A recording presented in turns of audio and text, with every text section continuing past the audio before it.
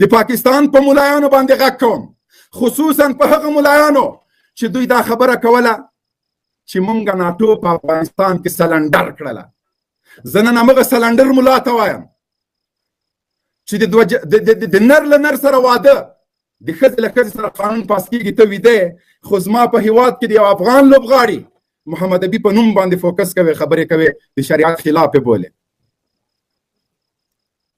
زه پوهېږم چې دا خبرې به ماته ستونزې راولاړې کړي، خو من حیث یو افغان یې درته کوم، دا مې حق ده. 20 کاله د افغانانو د ولس ماته مینه راکړې ده، زه په خپلې مینې باندې نازولی یم. نن همغه افغانانو ته وایم چې د هیڅ هېواد شوم اهداف نه منو.